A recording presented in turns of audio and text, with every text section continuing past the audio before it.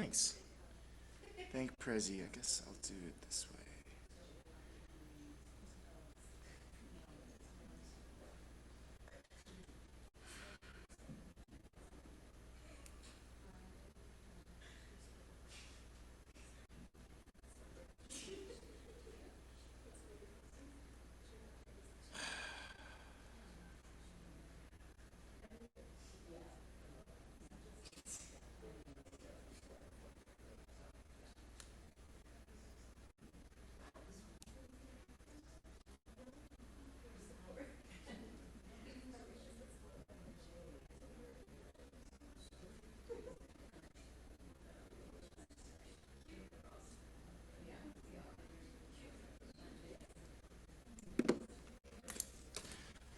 Hello? Okay. Can you hear me like this? I have to lean in. This podium is for shorter people. Thank you all for coming. Great to see you here. So my name is Jeremy Klein. I'm the Lens Fellow for this academic year. I was here for a few months in the fall, and then back for a few months in the spring.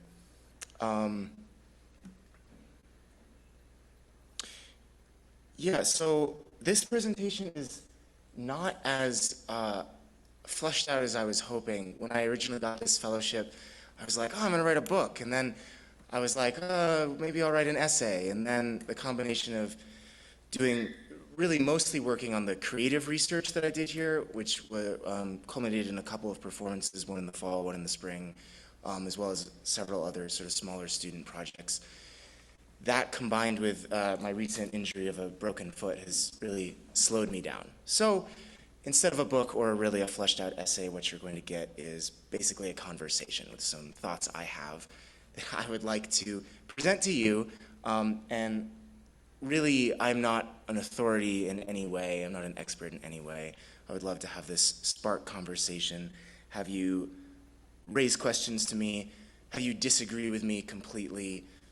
Please, please punch holes in what I'm doing so that, the next iteration of this could be better. So, maybe a little bit about my background. I have an undergraduate degree in dance and religious studies, double major, from a place called Middlebury College in the Northeast. And then I have a master's of fine arts degree in choreography from the University of Iowa.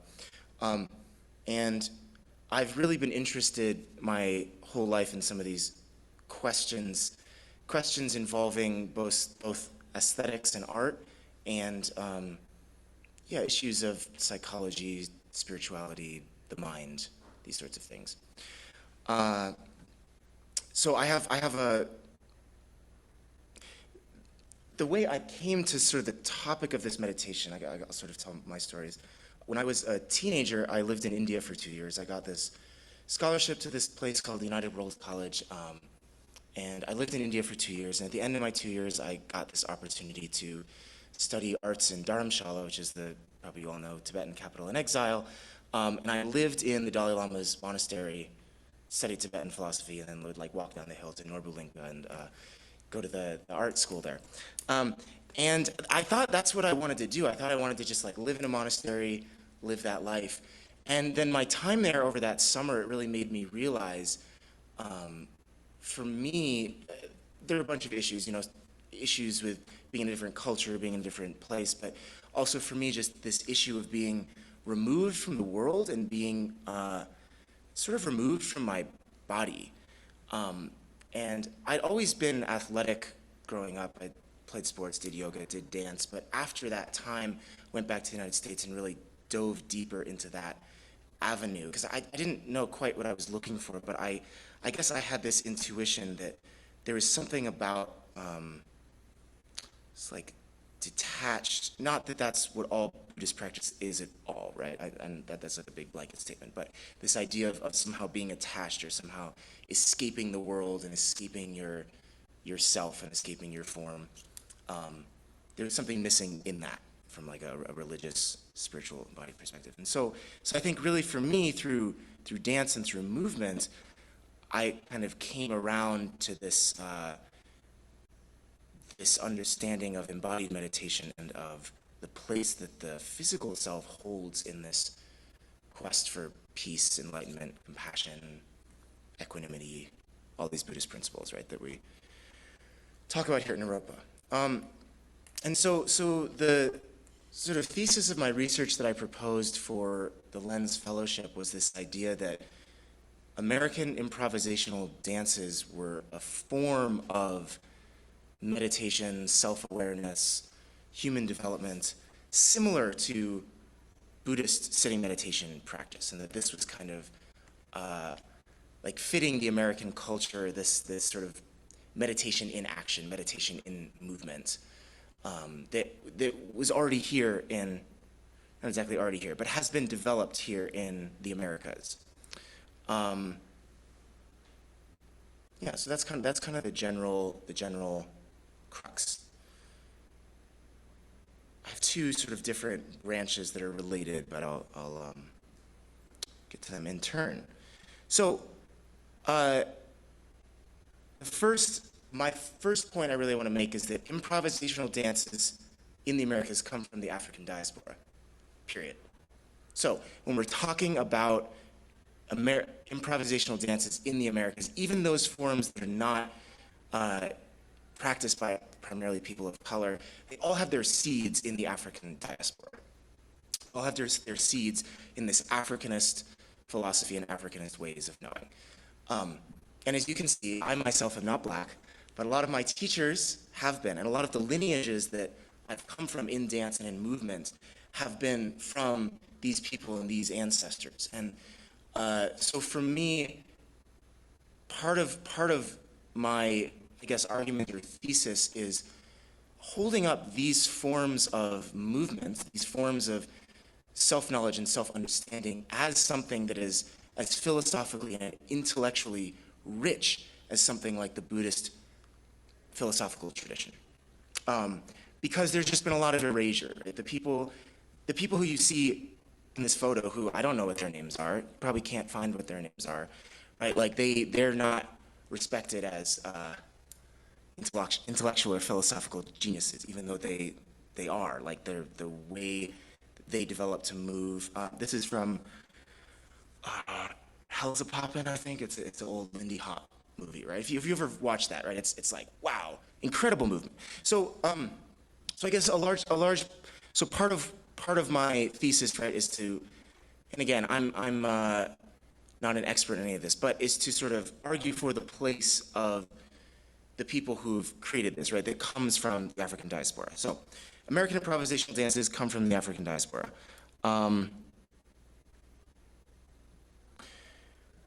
Yeah, and I guess just a side note on that is, I'll come back to that actually.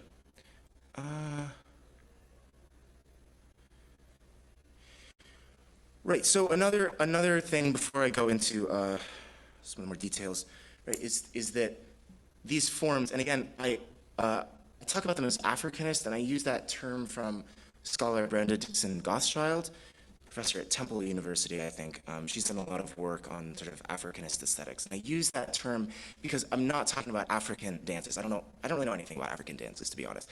I only know about diasporic dances in the Americas and how they've affected just all the art forms here, right? So I've, in my dance background, I have a lot of examples that are from capoeira, Angola, and breaking, which I've studied for a long time, but also some from contact improvisation, which I've done, and a lot of modern and contemporary dance, which is just as influenced by all of this. Things like American ballet choreographers such as Balanchine and Jerome Robbins, like they take from these ideas too, right? And so even these forms that don't connect themselves back to the diaspora have at their roots these elements. Like there's basically nothing movement-wise in America, I would argue, that is untouched by this. Anyway, just to emphasize the importance, like how deep this goes. The other thing I want to point out is that these forms, these Afro-diasporic improvisational forms, they're not just performing arts, right? That is one aspect of them to use in performance, but unlike unlike other performing arts, I don't know, say ballet, where you train specifically for the performance. Performance is one aspect of most of these arts, but then there are these other aspects, right? There's a community building aspect, there's a self-awareness aspect, there's a therapy aspect, like trauma therapy, dealing with therapy. There's a awareness, understanding your body, cultural awareness, social awareness. Like these things are considered just as important as the performance itself. So again, in arguing like why am I comparing dances to meditation? My argument is these are not performances in the way we think of as shows, in the way that like the American tradition has thought of entertainment and thought of performance. They're a different thing.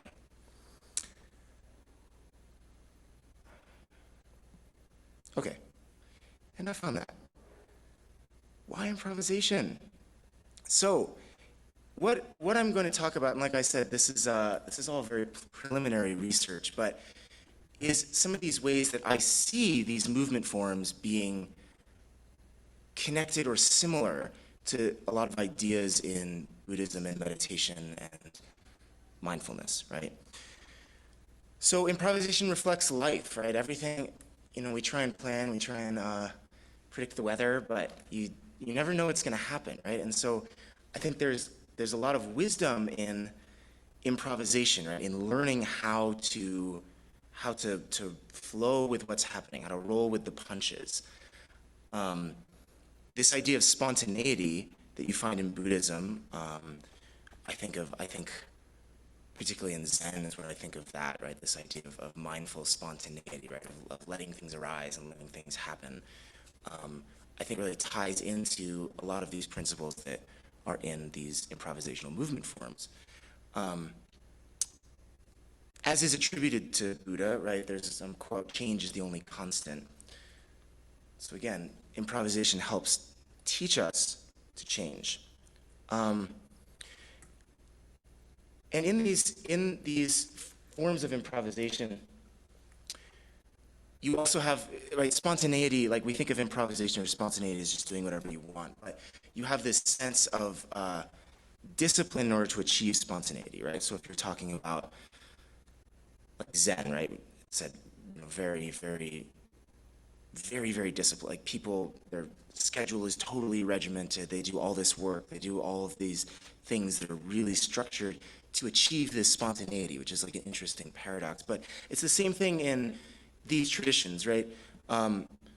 You have a jazz musician has to practice, scales and scales and scales and chords and chords and chords and changes and like these very has to be very disciplined to get to the point where they can free play, right? Where there's this spontaneity can arise. A b-boy has to practice all these different shapes and freezes and transitions, very technical, very demanding, in order to get to the place where you can just hear music and flow with it. And so in this sense, again, this is another maybe inversion of how we often think of things in the arts and in production, in sort of capitalist society. But seeing, in these traditions, seeing improvisation as like the higher form, not as sort of it is the beginner form, but it is also the end form, the highest form. I think I'm saying this because a lot of times in sort of Western academic arts or, well, just academia, right? Improvisation is seen as like, oh, you just improved that. You just wung it. You didn't really think about it. You didn't really plan it. You didn't really have a lot of thought behind it. And what I'm trying to say is that these Afro-diasporic movement traditions, as well as I would say certain traditions of Buddhism, right? Improvisation is really it's the end after you've learned all the basics. To do improvisational modern dance, it's like you have to study ballet and you have to study modern, then you have to study choreography. You have to have the tools in your body, and then you have to have the choreographic tools, and then after that, you can really use them and pre-play with them. Another thought. I say that.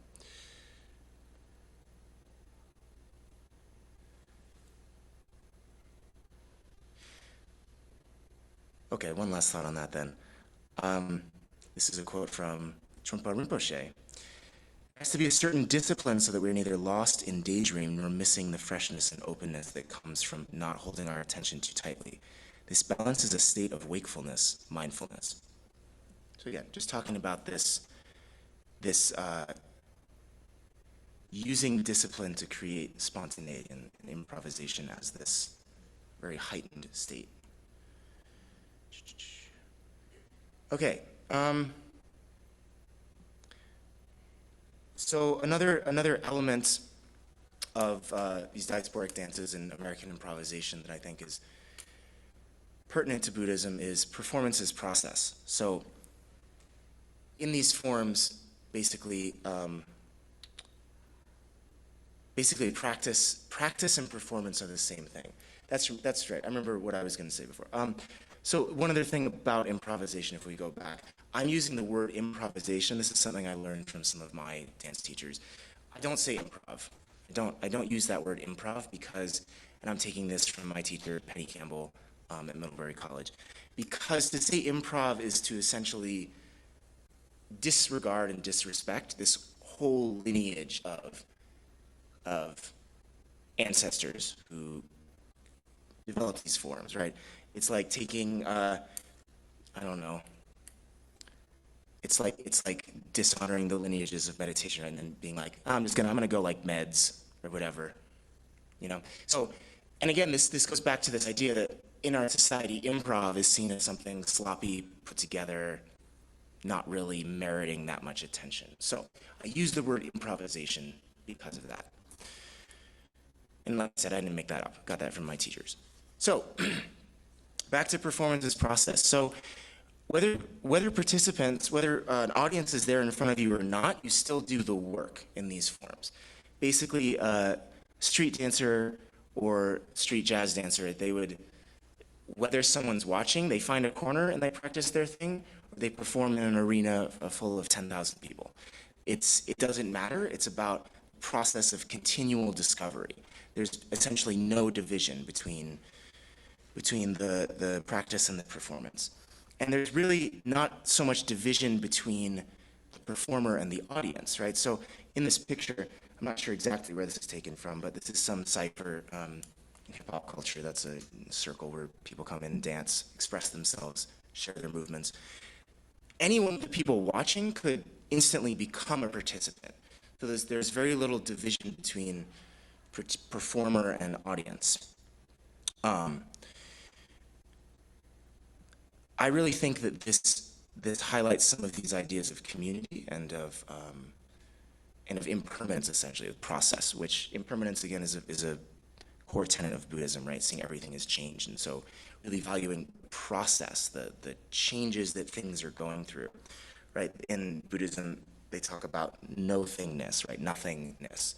That like this is not a podium. It's a process. It's a bunch of atoms in process to becoming something else, right? There's not a thing. Everything is in process. There's no self. The self is in process.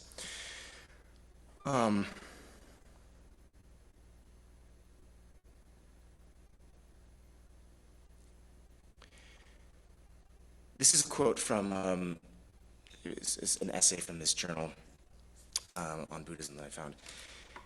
If I see myself as a ghostly mind, it's easy to feel that I am an isolated and self-contained individual, a localized bubble of consciousness. But if I'm a body first and foremost, then I'm already deeply connected. Once I really get that mind is the conscious accomplice of the body, not its governor, I can't avoid seeing myself as an aspect of the wider body social and body politic.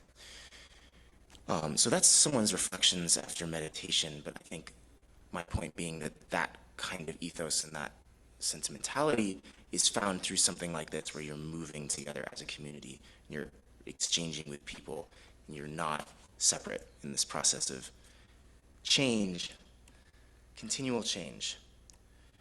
I'll talk more about this.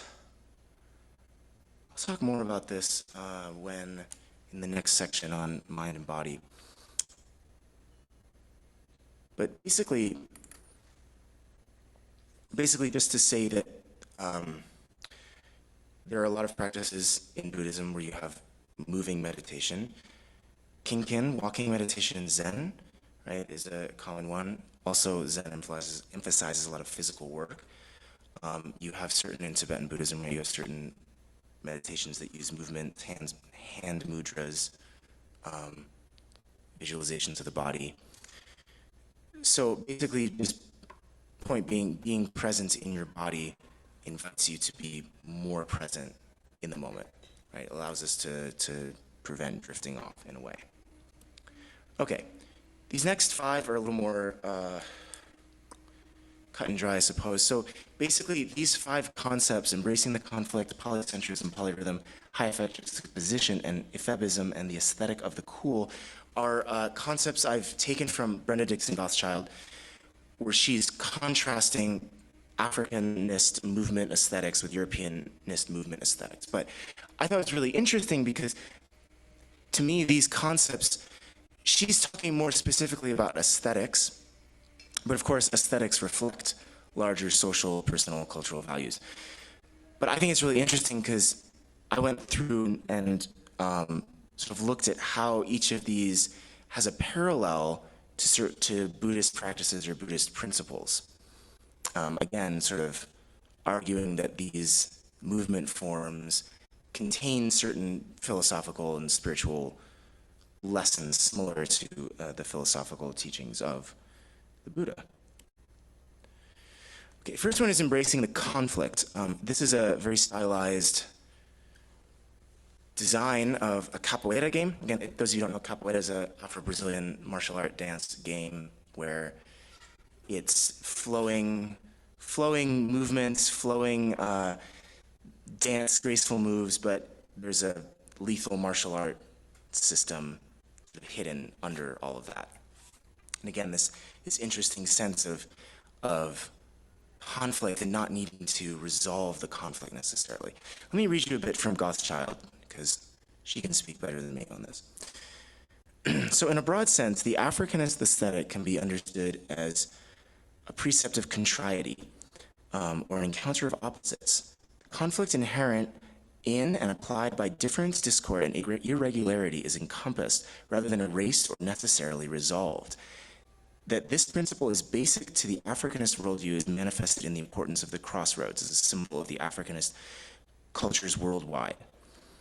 The crossroads is the locus of the coincidence of opposites. Thus, Africanist art forms deal in paradox as a matter of course, with irony following close behind. Contrariety is expressed in African dilemma tales, in music or vocal work that sounds cacophonous or grating to the untrained ear, and in dance that seems unsophisticated to eyes schooled in a different aesthetic. This principle is reflected in the others, and they, in turn, are reflected in it. Embracing the conflict is embedded in the final principle, the aesthetic of the cool, since coolness results from the juxtaposition of detachment with intensity.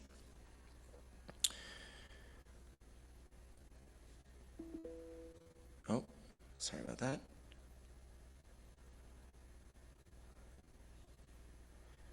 So, to parallel that, I found a study by a Thai scholar on Korean Buddhism, living in studying Korean Buddhists. He says, paradox theory proposes that some conflict need not be mitigated or eliminated because conflicts can help people create synergy. In organizational studies, the concept of a paradox is typically theorized as a unique response to conflicts. Such a conceptualization allows organizational scholars to investigate how a paradox is manifested in one's own decision-making. Deviating from the existing literature, the study develops an alternative approach to paradox, particularly from a Buddhist perspective. Right, so that he talks about how he conducted a 3-month ethnographic field work study in Korean Buddhist temple. While living and working closely with Buddhist monks, I found that monks try to make sense of conflicts by deconstructing cognitive boundaries between opposing elements of conflicts, which they believe unconsciously cause tension in their minds. So again, this parallel between basically embracing paradox, embracing conflicts. Okay, the next one is polycentrism, or polyrhythm, of Rothschild's principles. And this is Earl Snakehips Jones, I think is his last name. Famous dancer from the, I want to say 20s, I think, 20s and 30s, in New York and Harlem. and like very, very famous dancer. But I liked this image of him because it has this really off-kilter, unaligned sort of form. Like if you go to any yoga class, any ballet class, that people are like, no, you can't do that with your foot. You can't do that. Don't do that. But he's doing it, and he performed every night for decades doing that, right? So, so from Goschild, from the African standpoint, movement may emanate from any part of the body, and two or more centers may operate simultaneously. Polycentrism runs counter to academic European aesthetics, where the ideal is to initiate movement from one locus, the nobly lifted upper center of the aligned torso, well above the pelvis. Africanist movement is also polyrhythmic. For example, the feet may maintain one rhythm while the arms, head, or torso dance to different drums. This democracy of body parts stands in sharp contrast to the erect body dictated by the straight-centered spine.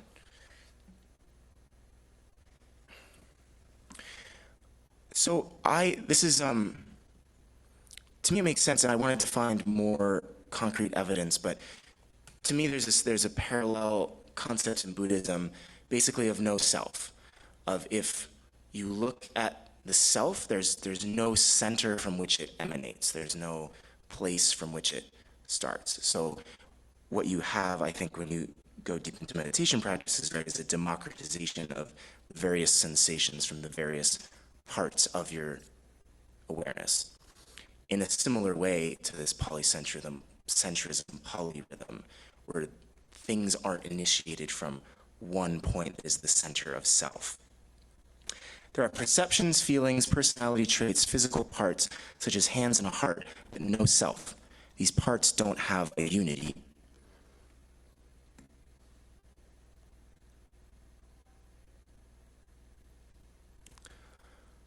All right, high effect juxtaposition, which I find similar to the embracing the conflict, but this picture is from Philadenko, a Philadelphia dance company, a famous black dance company in Philadelphia. And I chose it for this because you have an interesting juxtaposition of this sort of graceful, athletic, pointed feet and arch of the dancer on top, and the dancer below could be carrying a sack of potatoes, basically. You know, it's a juxtaposition of these different aesthetics, of these different ways of being, of these different moods, all in one thing. That doesn't exclude anything necessarily. So from Goschild, we have mood, attitude, or movement breaks that omit the transitions and connective links valued in the European academic aesthetic are the keynote of this principle. For example, a driving mood may overlap and coexist with a light and humorous tone, or imitate and abstract move. Oh, sorry, this formatting is a little weird. Or imitative and abstract movements may be juxtaposed. The result may be surprise, irony, comedy, innuendo, double entendre, and finally, exhilaration. All traditions use contrast in the arts, but Africanist high-effect juxtaposition is heightened beyond the contrast that is within the range of accepted standards in the Europeanist academic canon. Yeah. So I think of this from just some of the stories I've heard, for instance, of the founder of this school, Trungpa Rinpoche, you know, of the contrast of states and of switching between states really quickly. I also think of this a little bit like a Zen koan. You have these things that are opposing and juxtaposed so that it brings you to some level of understanding or awareness that maybe you wouldn't have gotten through a more sort of steady, logical, reasoned approach, smooth approach. So a story from the Zen tradition, which you probably all heard, but I'll read anyway. A big tough samurai once went to see a little monk. "Monk," he barked in a voice accustomed to instant obedience, "teach me about heaven and hell."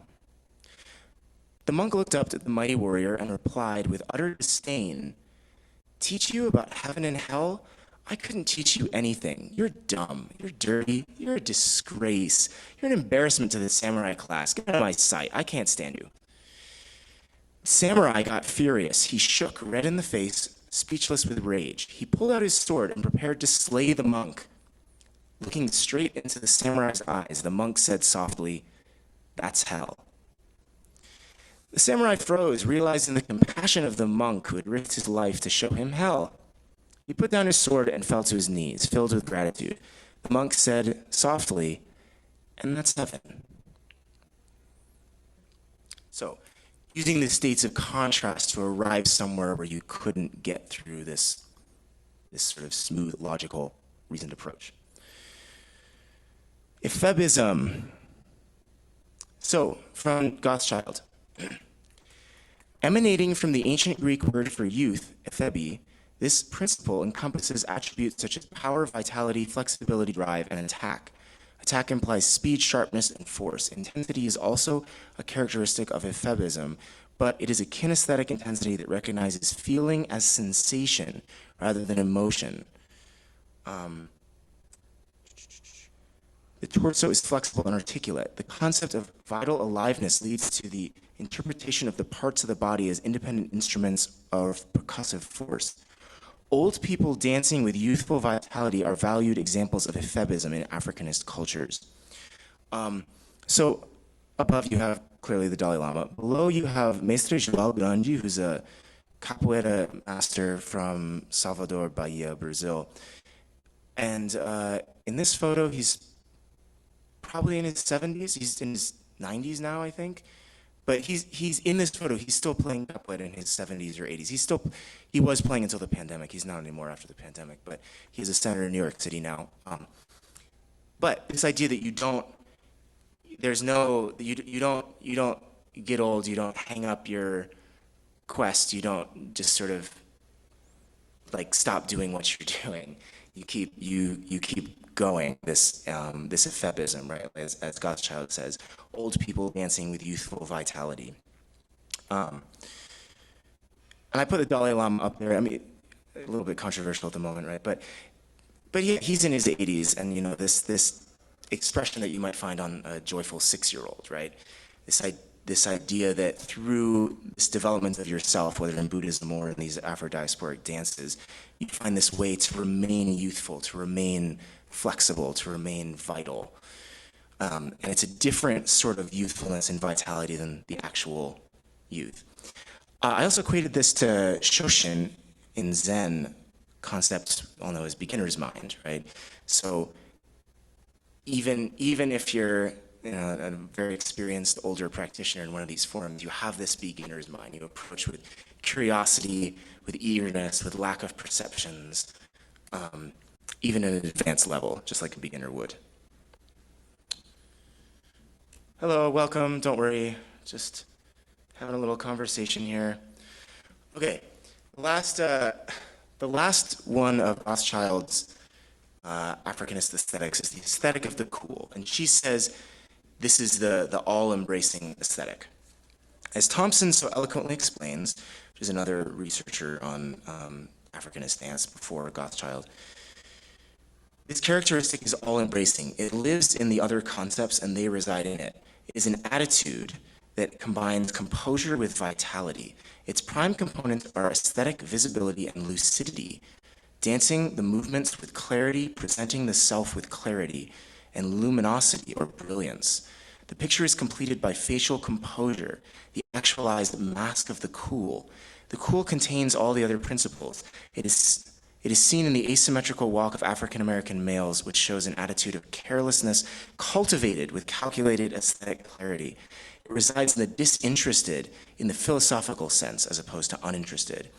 In the disinterested, detached, mask-like face of the drummer or dancer whose body and energy may be working fast, hard, and hot, but whose face remains cool. Conversely, it may also be expressed as a brilliant smile, a laugh, a grimace, a verbal expression that seems to come out of nowhere to break, intercept, or punctuate the established mood by momentarily displaying its opposite, and thus mediating a balance. Yeah, and that's enough, I'll say, on that. So this idea of being cool under pressure, of not letting things phase you, of maintaining your composure, maintaining your calm, which I think is the most clearly translated for me to Buddhism and to meditation, right, into this idea of equanimity. This is a definition of equanimity.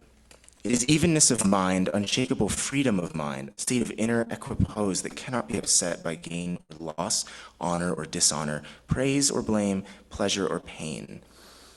Upekkha, I hope I'm pronouncing that right, in Sanskrit, is Sanskrit for equanimity, is freedom from all points of self-reference. It is indifference only to the demands of the ego self with its craving for pleasure and position, not to the well-being of one's fellow human beings. This is from a Theravada monk. So, yeah, basically the idea that you're not shaken, you maintain your equanimity, your evenness of mind, right? And through these practices, meditation or these Africanist movement practices, right, you learn to maintain your evenness of mind in difficult situations.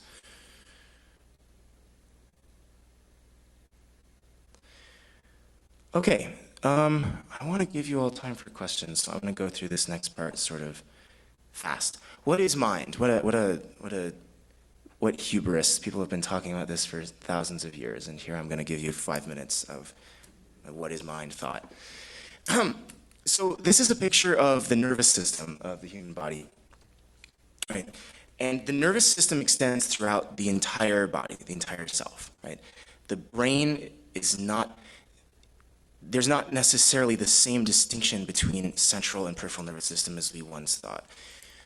Modern research on neuroscience has really shown that there's no center of the self, kind of like this Buddhist concept and this polyrhythmic concept that I talked about before. There's no place you can look in your brain where it's like, here's the essence of you.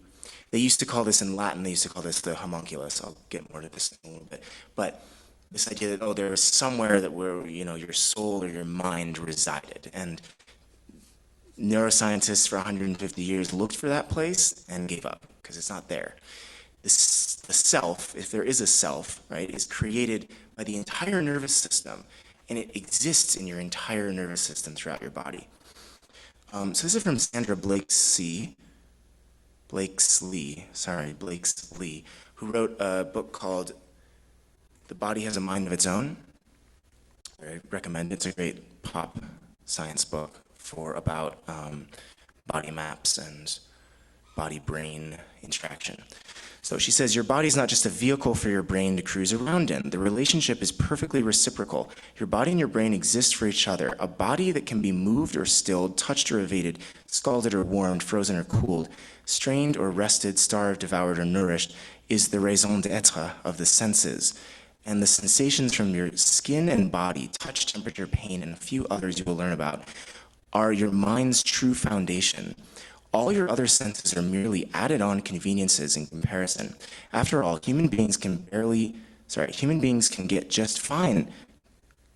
Human beings can get by just fine in life without vision or hearing. Even people like Helen Keller, who lack both these senses, can thrive both mentally and physically.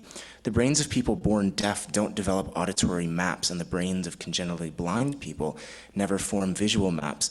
But even deaf-blind people have body maps. In contrast, vision or hearing without a body to relate sights and sounds to would be nothing psychically, but psychically empty patterns of information. Meaning is rooted in agency, the ability to act and choose, and agency depends on embodiment. In fact, this is a hard-won lesson that the artificial intelligence community has just begun to grasp after decades of frustration. Nothing truly intelligent is going to develop in a bodiless mainframe. This is from Blakesley's too. If you were to carry around a young mammal such as a kitten during its crucial early months of brain development, allowing it to see everything in its environment, but never permitting it to move around on its own, the unlucky creature would turn out effectively blind for life.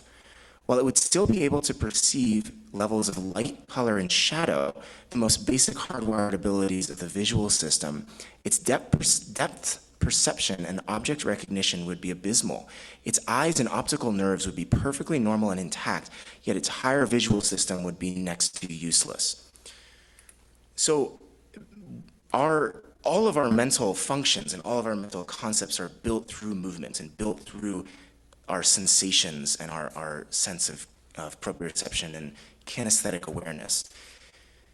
Movement makes cognition. This is just a little, this is like a little word cloud I made. I had to use these weird spaces because it wouldn't let me otherwise.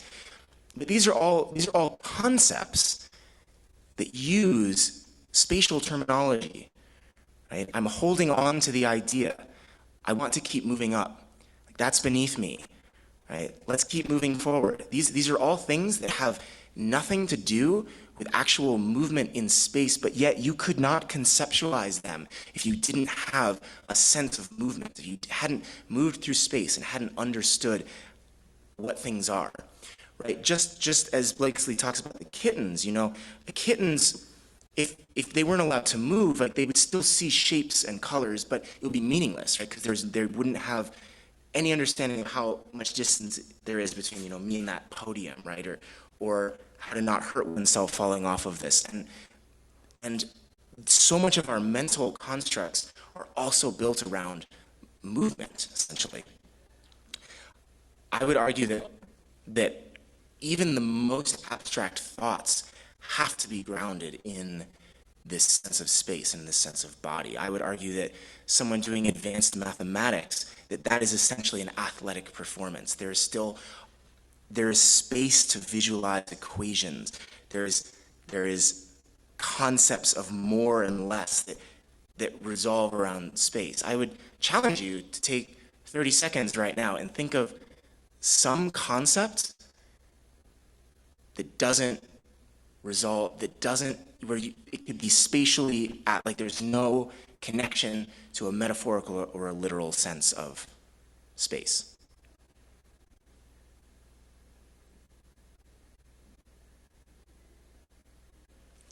And tell me after that I'm wrong. So the word psyche, which we often use to mean mind, in ancient Greek actually means soul and mind. It's used interchangeably. So this is, I would make this kind of short, right? This is a little discussion basically of our history of duality. Plato with this idea of the realm of ideal forms, that what we see here is not the true reality, but there's some reality that we can't quite grasp that is the real thing. And for Plato, you got to that through reason, right? Through the mental faculties of reason. This was this like extra sense. And then Descartes, I think therefore I am, is his famous quote, which is a little bit misused. If you actually read his writings, they're much more interesting than this dualistic nature that we've credited him for. But his writings developed into the scientific revolution and a lot of these ideas that we have of this dualistic nature between mind and body, right? This idea is not just in the Western tradition. You have in the Indian tradition, this is a really strong concept in Buddhism, in Hinduism, in Jainism. So this is a reading from the Manavadharma Sastra, I think that's how you pronounce it. It describes the attitude of the ascetic. He should abandon his foul-smelling, tormented, impermanent dwelling place of living beings, filled with urine and excrement, pervaded by old age and sorrow, infested by illness, and polluted by passion, with bones for beams, sinews for cords, flesh and blood for plaster, and skin for the roof. When he abandons his body, as the tree abandons the bank of a river, or a bird abandons a tree, he is freed from a painful shark. And from the Pure Lands Buddhism, these realms are portrayed as paradise worlds founded on pure crystalline ground and populated entirely by Buddhas and Bodhisattvas, and free of any harmful influences. One is born there asexually, magically appearing within a lotus blossom. Once there is no longer any need for sex or eating, or presumably excretory functions. It is a vision of the land that is pure insofar as it is free from the messy realities of embodied human experience. So, there's this long tradition, east, west, everywhere in between, of wanting to escape from your body and attributing the mind as something pure that is beyond the body and has no need for the body and is not necessary to the body. But I think with the current findings in neuroscience, this is completely false. It can't be true. The mind is created from the body. The mind is created from a sense of movement in space. And so to think of some sort of escape, nirvana or heaven, without the body makes no sense. In fact, I challenge you to even consider it. If you look at these images, so this is a Christian image of the soul, this is a Hindu image of the Atman inside of many reincarnations. This is, I don't know, some New Age image of some spiritually enlightened person I found from the internet. And this is, you're all familiar with, is a Buddhist wheel of samsara. But if you notice something about all of these images, they're all embodied. They all have a body. The soul has a body. The soul can't, this cannot even be conceptualized as the soul not having a body.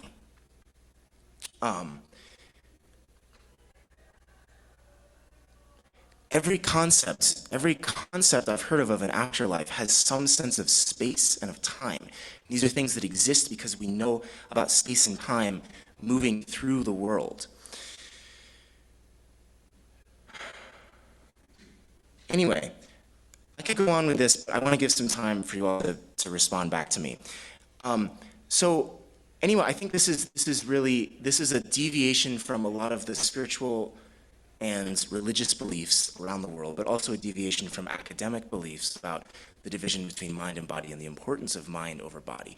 And the idea that you could achieve some sort of intellectual or spiritual enlightenment simply by thinking or simply by meditating, praying, without having the body somehow be involved, I think is really false. So that goes back to basically this whole American tradition, Afro-American tradition of dance improvisation, where I see it as this way to get in touch with to not escape the body like so many philosophical traditions have tried to do, but instead embrace it and use it as this tool for self and for communal liberation, right?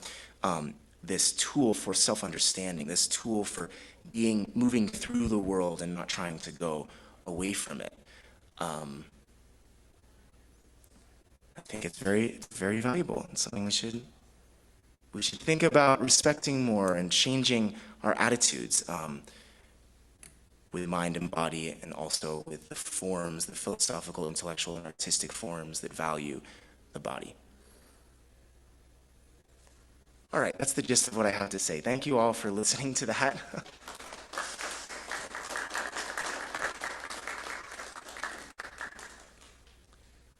I would love to hear questions, comments.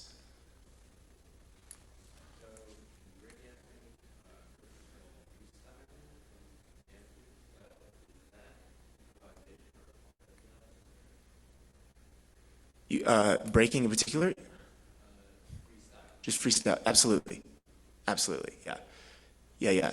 Freestyle, again, those forms, people train with, they make choreographies, they learn certain moves, but then the actual ritual of the music, the battle, the cipher is an improvisational movement, right?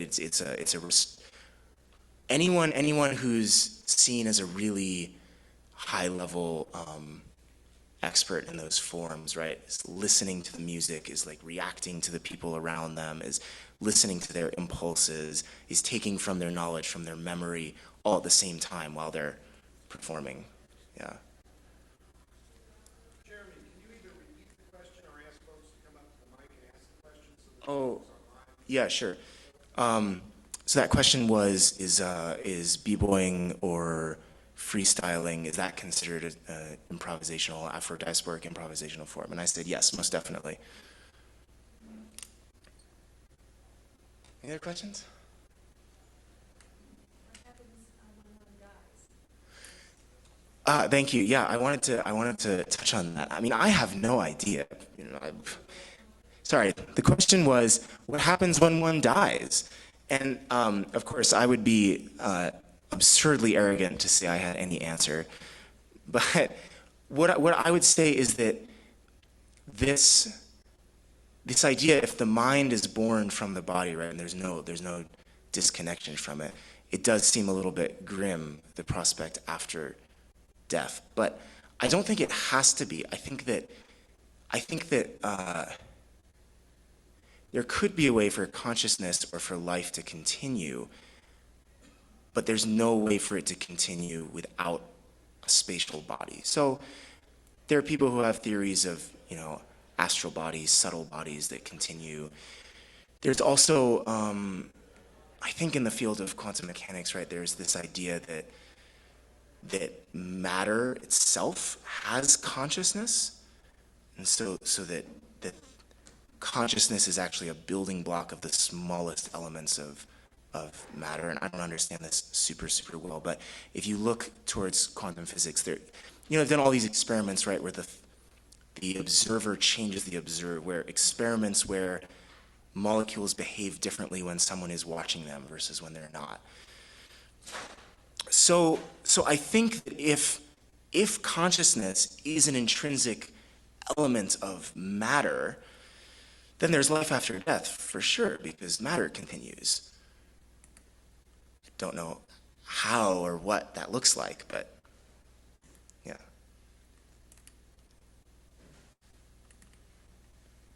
Jason.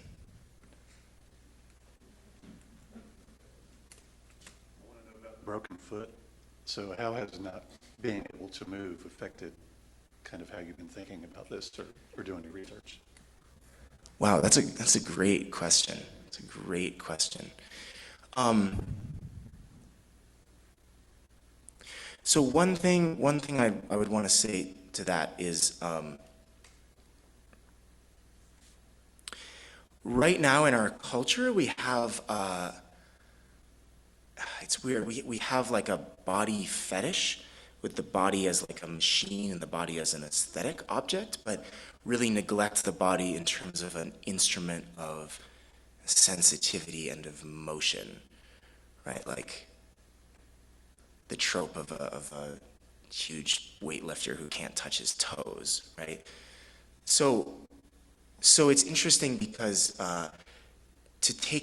to not be able to move quite in the way I once did has added some, it's added some insight into this, right? I mean, definitely my own mental, emotional state, right, is different, not as fluid, not as adaptive. But it also makes me understand. So, for instance, I'm choreographing a piece right now, totally through Zoom, and I can't move, for the Seattle International Dance Festival with some people in Seattle. And it's made me realize, though, that because I have, like, the memory of movement is still in my body, and so I can see and I can visualize all of those things I would want to do, or I know how the sensation is, and I can describe that to other people. And so that's, again, you might say, well, that's, a function of the mind and not the body, but those concepts of mind and that understanding of movement I could never have had without actually doing the movement. But now that I have done them, I can like exercise them in this abstract space, essentially. And again, it's a really interesting, it's just this really interesting connection. I really do feel like my study of dance and martial arts has changed how I think tremendously. Like absolutely. Definitely changed how I see the world.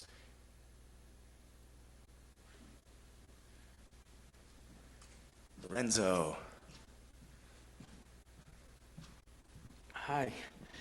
I was wondering if you would share with us in terms of, I mean, for you, is dance a form of language? And if it is, or what is it that we're doing when we're dancing? What is the mind doing? Or I don't know. And it's kind of an odd question, because I know it's part celebration or showing, but why, if in terms of, this is something that as human beings we do regardless of what culture or place we're from. We dance, we move, And so I'm wondering, what are your thoughts on that?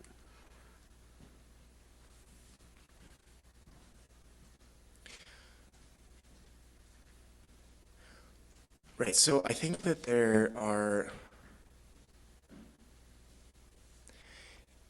if if our cognition and our emotions and everything is created through movement and through motion, right, then there's a way in which we can change our perception or change our state of being through movements that is so much more effective in some ways than thinking and processing these kinds of analytical approaches, right? So, for instance, so our like I can't touch reality, right? Like I everything that I'm experiencing is filtered through my nervous system, right? And so maybe I have enough of a sense of reality that, like, we have a shared concept of space, of, I know there's this much space, that's how we don't run into each other or something, right? But I can't actually touch reality. It's always filtered through my nervous system, which is created by movement. And so what that means is that it is incredibly hard to escape that. Like a cage we don't know that we have, right, around us. The way we interpret the world, and we don't even realize that we interpret the world. And what I think is, again, because thought and emotion are developed when we're young through movement, that movement is actually a really effective way to change and alter and disrupt that cage that we can't see, right? That by trying to move like someone else, that by having this impulse to move and change our the chemistry, the gravity, whatever that's going on in our body. So I think that there's an incredibly deep and innate understanding of that in people and in cultures throughout the world, of just how important that is for, I mean, obviously for physical survival, right? If we go back to, for using your body in space, hunting, farming, building things, but also for mental and emotional survival as a way to this encouragement with music, right, as a tool to encourage you to change what you're doing. You change what you're doing physically, it has this, I think, this effect on perception.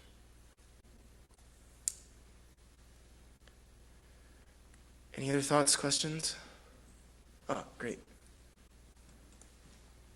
Hi, thank you for this. My name is Swanee. I wanted to complicate the topic of your thesis by bringing up artificial intelligence and the word intelligence, and can there be intelligence without movement, and what kind of movement might be necessary in order to develop artificial intelligence? Thank you. That's a great question. Yeah, artificial movement for artificial intelligence. There's definitely, well, first of all, I can say that there is definitely no artificial intelligence without a body. Doesn't exist, right? Like we have this interesting concept, right? Like we don't see the body necessarily, but I look up something on the cloud, or I watch a YouTube video, and there are warehouses and warehouses in Palo Alto, California, full of servers that allow me to do that, right? Full of servers that allow me to do that.